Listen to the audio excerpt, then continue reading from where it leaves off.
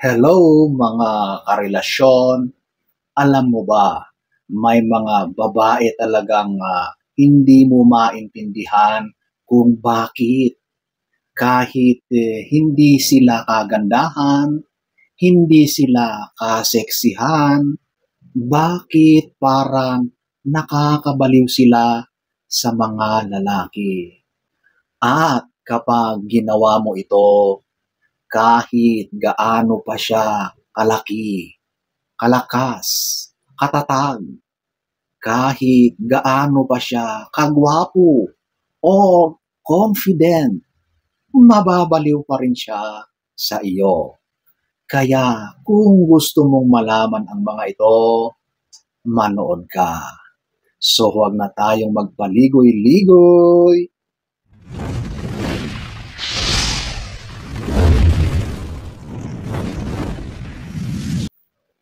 So, eto ang number 1. Pakinggan mo siya.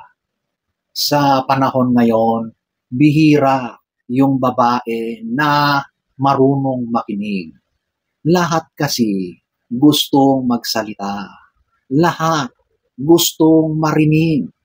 Pero yung babae na marunong manahimik, tumingin sa mata ng lalaki at pakinggan siya ng buong puso. Ibang klaseng koneksyon yun. Kasi ang lalaki, madalas nagtatago sa katahimikan. Hindi niya sinasabi kung gaano siya napapagod, kung gaano siya natatakot sa mga kabiguan. Pero kapag naramdaman niyang safe siya sa presensya mo, na hindi mo siya huhusgahan, kundi tatanggapin mo siya, doon siya mababaliw. Hindi dahil gusto ka lang niya, kundi dahil kailangan ka niya. Number 2, eto yung lambingin mo siya. Hindi mo kailangan na maging clingy. Hindi mo kailangan araw-araw na i-text, i-chat, tawagan, mag-video call.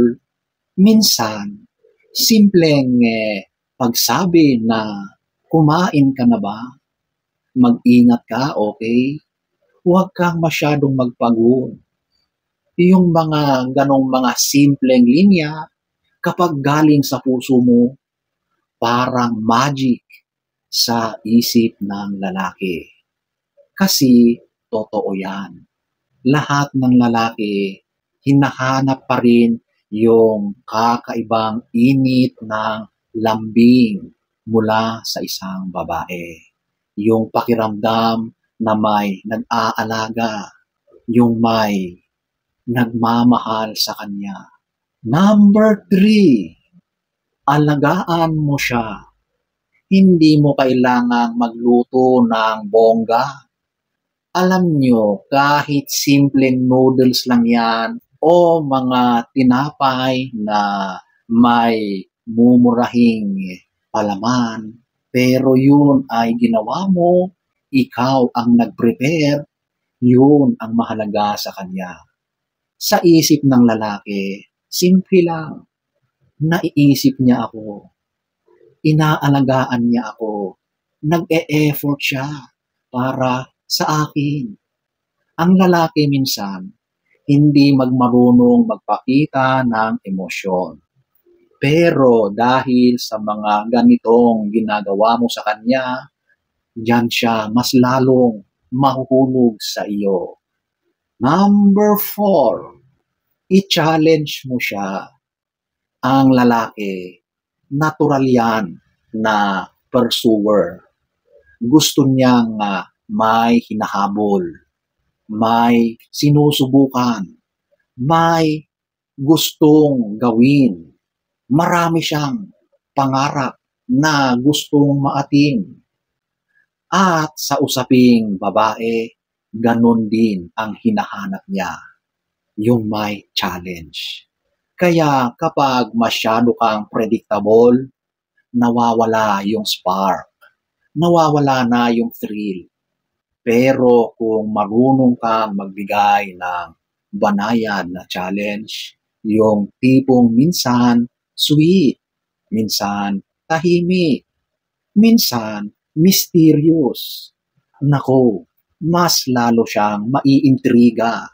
At dahil dyan, mas nanggigigil siya na malaman kung ano pa ang meron sa iyo. Hindi mo siya nilalaro. Ginagawa mo lang siyang alive. At kapag ganito ka sa lalaki, hindi kanya makakalimutan. Dahil para sa kanya, yan ang mas nagpapatindi na maghabol sa iyo. Number 5, ipakita mo that you admire and desire for him. Hindi kailangan ng salita. Minsan, isang tingin lang sapat na.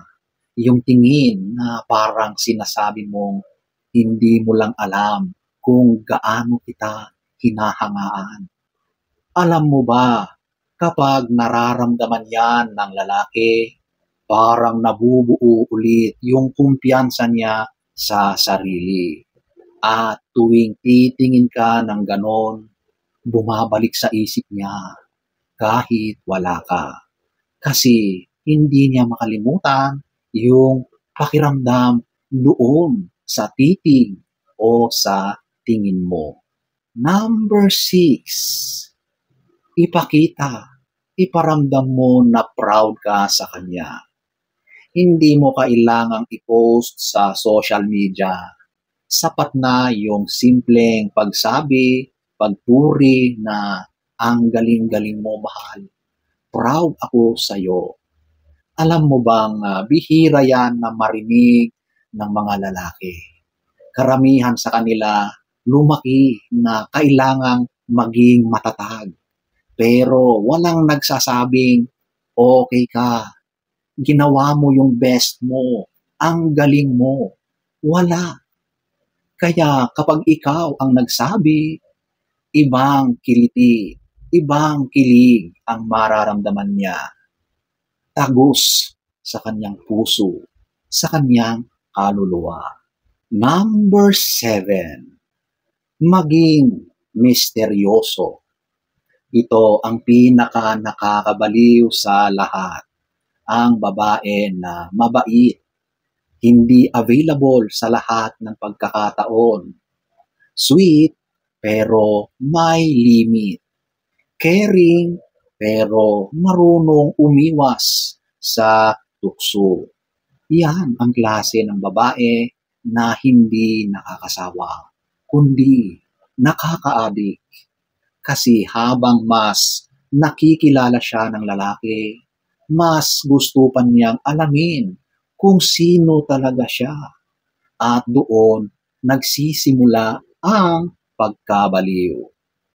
Hindi dahil sa itsura mo, kundi dahil sa aura or dating mo at sa misteryong hindi niya nalalaman tungkol sa'yo.